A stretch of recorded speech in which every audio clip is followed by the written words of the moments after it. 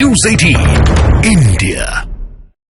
ममता के राहुल और कांग्रेस पर किए हमले के बाद कांग्रेस ने पलटवार किया है। कांग्रेस नेता जयराम रमेश ने कहा कि ममता बनर्जी गलत आंकड़े दे रही हैं। उन्होंने ये कहा कि पता नहीं उन्हें सीटों को लेकर कौन सलाह दे रहा है। तो ये बड़ी अपडेट आपको बताएं, ममता के राहुल गांधी और कांग्रेस पर अटैक पर कांग्रेस ने अब पलटवार किया। कांग्रेस की ओर से कहा गया, कांग्रेस के नेता जयराम रमेश की ओर से कहा गया कि ममता बनर्जी गलत आंकड़े पेश कर रही हैं। उन्होंने कहा कि पता नहीं उन्हें सीटों को लेकर आखिर सलाह कौन दे रहा है। इससे पहले कांग्रेस की ओर से पश्चिम बंगाल में टीएमसी को 8 से 10 सीटें टीएमसी की ओर से लेने की उम्मीद की गई थी, जिस पर टीएमसी नाराज चल रही है।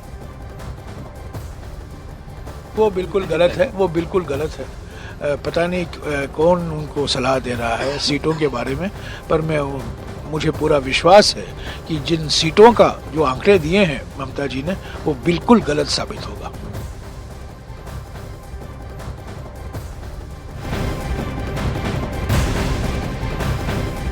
और टीएमसी की रैली से ममता बनर्जी ने राहुल गांधी पर सीधा हमला किया है। उन्होंने कहा कि जो लोग कभी चाय की दुकान पर बैठे ही नहीं, जिन्हें चाय बनाना ही नहीं आता, बीड़ी बनाना नहीं आता, बीड़ी की जगह न जाने क्या खाते पीते हैं। उन्होंने दावा किया कि कांग्रेस 40 सीटें भी शायद ही जीत पाए। और इतना ही नहीं, ममता बनर्जी ने कांग्रेस पार्टी को चुनौती दी है कि वो वाराणसी से बीजेपी के खिलाफ जीत कर दिखाएं।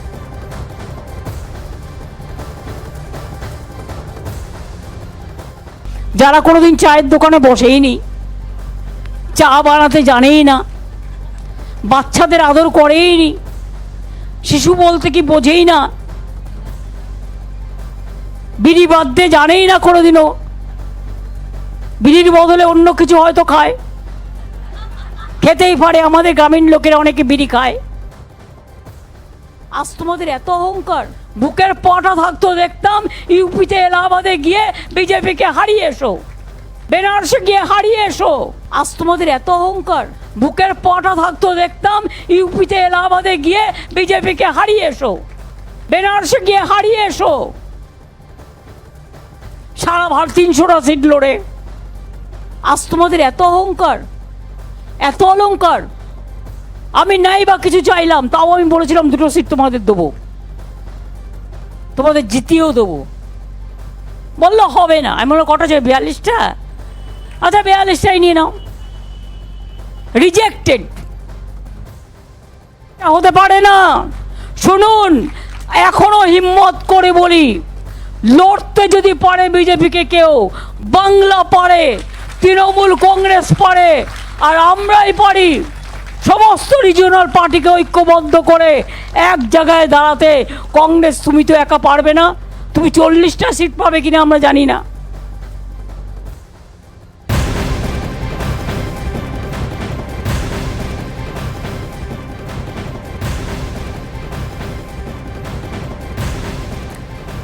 और वही ममता बनर्जी के इन्हीं आरोपों पर कांग्रेस अब बिफर गई है। उन पर राहुल गांधी की पॉपुलैरिटी से जलने का आरोप कांग्रेस ने लगा दिया है।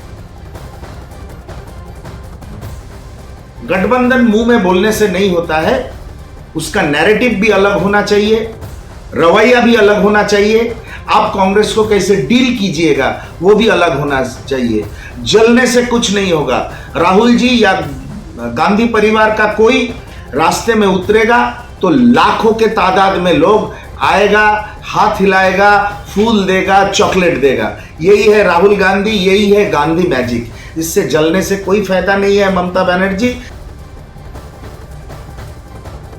और अब गठबंधन में एक के बाद एक कई झटके गठबंधन को लगते हुए दिखाई दे रहे हैं। पहले जेडीयू ने गठबंधन से किनारा किया और अब बीजेपी के साथ मिलकर बिहार में सरकार बना ली।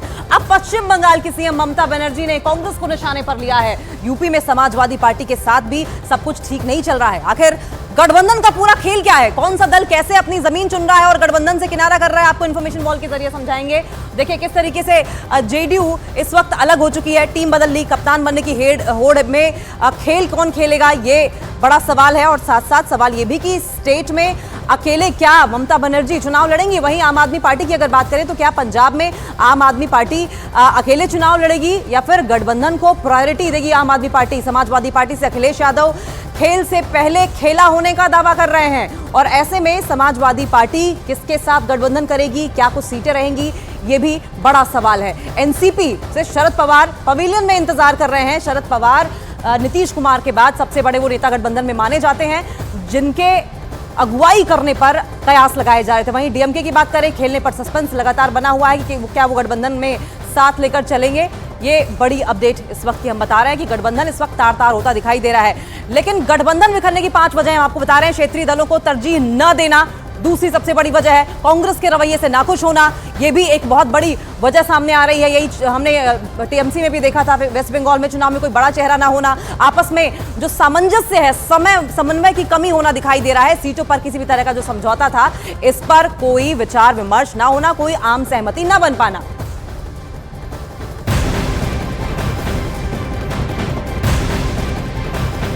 और वहीं पश्चिम बंगाल की मुख्यमंत्री ममता बनर्जी ने वर्धमान में पार्टी नेताओं के साथ बैठक की है। इस दौरान लोकसभा चुनाव को लेकर चर्चा भी की गई। बैठक में ममता बनर्जी ने टीएमसी नेताओं से उनके इलाकों का हाल जाना। इस बैठक में टीएमसी नेता शत्रुघ्न सिन्हा मौजूद रहे। अब दावा यह भी किया जा रहा है कि टीएमसी एक बार फिर से आसनसोल से शत्रुघ्न सिन्हा को उम्मीदवार बना सकती है।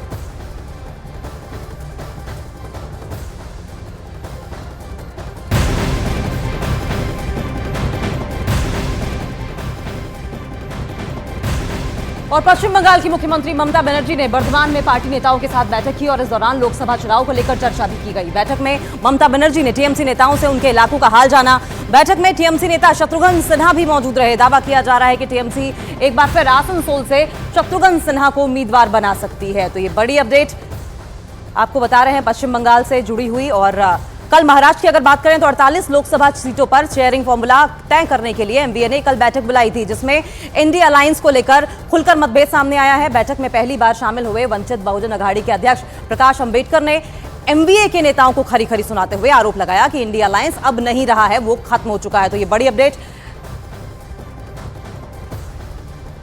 नीतीश जी अलग गए हैं, आप भी अलग जा रहा है, ममता बनर्जी अलग जा चुकी है। चौथा पार्टनर जो बचा हुआ था वो एसपी था। एसपी ने कांग्रेस को 11 सीट ऑफर की है, लेकिन कांग्रेस उससे संतुष्ट नहीं ऐसा दिखाई दे रही है और इसलिए एसपी ने अपने 16 सीटों पर कैंडिडेट मतलब नाम डिक्लेयर किया। हम लोग उम्मीद करते हैं कि ये साथ में है, लेकिन उनका अनुभव देखते हुए हम लोग थोड़ा शांति से जाना चाहते।